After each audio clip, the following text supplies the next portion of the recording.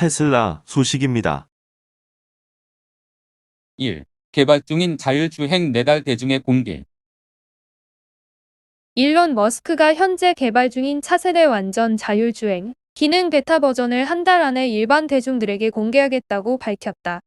FSD에 대해 별로라는 입장을 밝힌 지 사흘 만이다. 26일 머스크 CEO는 자신의 트위터에 이번 금요일로부터 일주일 안에 베타 버전 10을 출시한다며 각종 오류와 버그를 수정한 뒤 4주 안에 대중들에게 공개할 것이라고 말했다. 현재 테슬라 FSD는 버전 9.2인데 이를 업그레이드한 버전 10을 일주일 내에 완성하고 한 달 안에 고객들에게 배포하겠다는 것이다. 앞서 머스크 CEO는 지난 23일 FSD 버전 9.2에 대해 대단하지 않다며 오토파일럿 인공지능팀이 최대한 빨리 기능을 개선하기 위해 노력하고 있다고 트위터에 올렸다. 이 발언은 지금까지 그가 테슬라의 자율주행 기술에 대해 자신감을 표현해왔던 것과는 상반된 것이어서 주목을 받았다. 특히 지난 19일 테슬라 AI데이 행사에서 자율주행 성능 고도화 작업을 하는 슈퍼컴퓨터 도조와 반도체 D1을 공개한 상황이었다. 그러나 그는 해당 트윗을 올린 뒤 불과 몇 시간 뒤에 9.2 버전보다 업그레이드된 9.3 버전을 패서디나부터 LA공항까지 사용해봤다며 많이 향상됐다고 했다. 머스크 CEO의 상반된 발언에 대해 업계에서는 미국 도로교통안전국이 오토파일럿 기능에 대해 조사를 시작한 것을 의식해 9.2 버전을 보완하겠다는 취지를 밝힌 것이라고 보고 있다. FSD 기능을 오토파일럿을 포함해 차선 자동 변경, 자동 주차, 차량 호출 등의 기능을 추가로 담고 있다. 머스크 CEO의 발언을 종합했을 때 FSD 버전 9.3은 버전 10이라는 이름으로 출시될 전망이다. 테슬라는 현재 FSD 옵션이 포함된 오토파일럿 패키지를 세계 각국 소비자들에게 1만 달러에 판매하고 있다. 이 옵션을 차량 구입 시 구매해둬야 FSD가 정식 출시됐을 때 해당 기능을 이용할 수 있다. 최근에는 FSD를 월 199달러에 이용할 수 있는 구독 서비스도 출시했다. 현재 FSD는 테슬라 직원들과 테슬라가 무작위로 선정한 테슬라 차주들 수천여 명이 사용하고 있는데 FSD 버전 10은 미국 지역 테슬라 차주들 대부분에게 우선적으로 배포될 전망이다. 한편 미국 차차는 오토파일럿 기능의 문제점 등을 확인하기 위해 조사에 착수했다. 2018년 이후 11건의 테슬라 차량 사고가 있었고 모두 오토파일럿 기능을 작동한 상태였다는 것이다. 차량 조사 대상은 지난 2014년부터 올해까지 미국에서 판매된 테슬라 모델 Y와 모델 X, 모델 S, 모델 3 등으로 총 76만 5천 대에 이른다. 애플 소식입니다. 1. 외부 결제 홍보 허용. 이넷 결제 강제화 사실상 포기. 우리나라에서 세계 최초로 구글과 애플 등 앱장터에서의 인앱 결제 강제화를 금지하는 법안이 국회 본회의 통과를 앞둔 가운데 애플이 외부 결제를 사실상 허용하도록 정책을 변경했다. 인앱 결제는 구글 애플이 앱장터 내 거래를 자사 결제 시스템을 거치도록 한 방식으로 이들 업체는 결제액의 30%를 수수료로 받고 있다. 애플은 27일 미국 개발자와의 집단 소송과 관련해 외부 결제 홍보가 가능하게 하는 내용 등 7가지 사항에 합의했다고 밝혔다. 합의 사항은 연매출 100만 달러 미만 사업자에 대한 수수료 감면 최소 3년 유지, 앱스토어 검색 시스템 3년 유지, 외부 결제 방식에 대한 정보의 이메일 공유 허용, 개발자 선택 가능한 기준 가격 수혜 확장, 앱 불승인 시 이해 제기 절차 유지, 연간 투명성 보고서 작성, 및 앱 심사 절차에 대한 통계 공유, 소규모 개발자 지원 기금 설립 등이다. 지금까지 애플은 개발자들이 외부 결제 방식을 사용자들에게 알리지 못하도록 했으나 이번에 이를 허용함으로써 인앱 결제 강제화 정책을 사실상 포기한 것으로 받아들여진다. 미국 개발자들은 2019년 애플의 앱스토어 운영 정책을 불공정행위라며 소송을 제기한 바 있다. 이번 합의안이 법원에 의해 승인되면 집단 소송은 마무리되고 해당 내용은 전 세계 개발자에게 적용된다.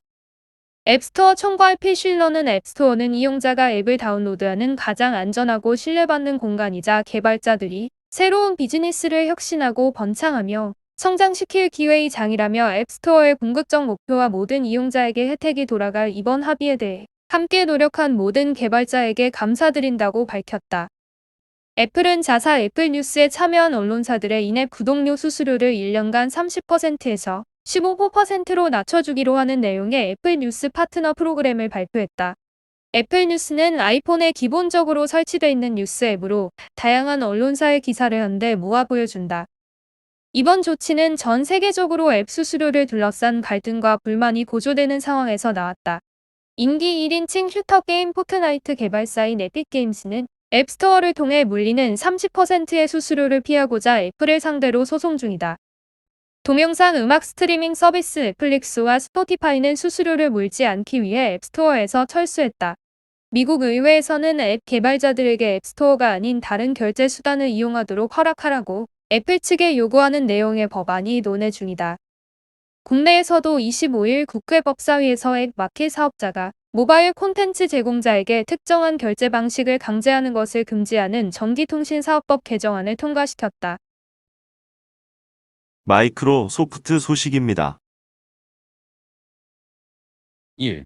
MS 23조. 해킹 방어 통 큰 투자. 마이크로소프트 등 세계적인 빅테크 기업들이 미국의 사이버 보안을 강화하고자 수백억 달러에 달하는 투자를 하겠다고 조 바이든 미국 대통령 앞에서 약속했다. 25일 바이든 대통령은 빅테크 금융사, 기간산업 최고 경영자들을 백악관으로 초청해 미국을 위한 사이버 보안 강화에 힘을 보태달라고 요청했다. 바이든 대통령은 이날 회의에서 민간 부문이 우리의 핵심적 인프라스트럭처 대부분을 소유하고 운영하는 것이 현실이라며 연방정부가 혼자 이 도전에 대응할 수 없다고 설명했다. 그러면서 그는 여러분이 사이버 보안의 기준을 높일 권한과 역량과 책임을 갖고 있다고 본다며 해야 할 일이 많다고 강조했다.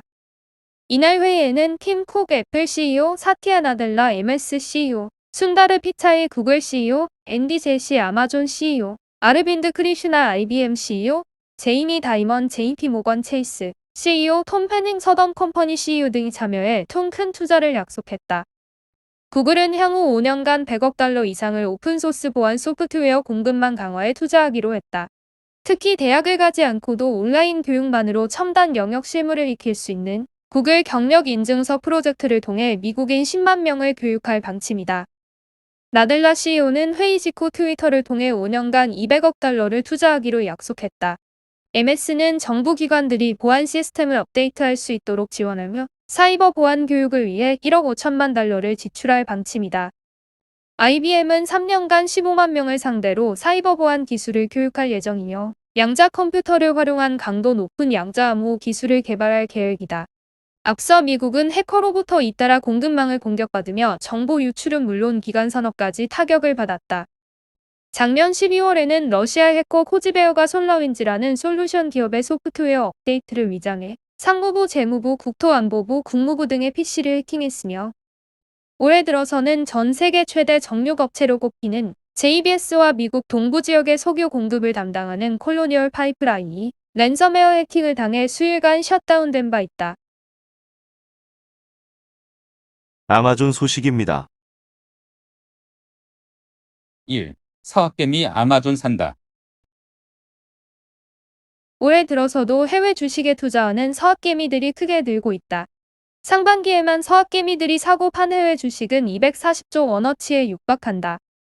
상반기 서학개미에게 가장 인기 있는 주식이 미국 전기차 회사 테슬라였다면 하반기 최애주는 아마존, 구글, 페이스북 등 빅테크 종목들로 대거 바뀌고 있다. 한국애탁결제원에 따르면 올 상반기 국내 투자자들의 해외 주식 결제 금액은 2,077억 4천만 달러로 집계됐다. 지난해 상반기보다 193% 급증한 규모다. 지난해 연간 해외 주식 결제액도 이미 뛰어넘었다.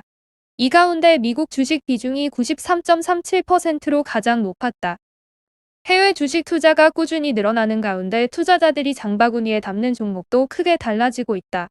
올 상반기 서학개미의 순매수 1위 종목은 17억 1,482만 달러어치를 사들인 테슬라였다. 이어 애플, 대만 반도체 기업 TSMC, 미국 빅데이터 전문 기업 팔란티어, 기업인 수목적 회사 처칠캐피탈 등의 순이었다. 하지만 하반기 들어 순매수 상위 종목은 플랫폼 관련 기업이 싹쓸이했다.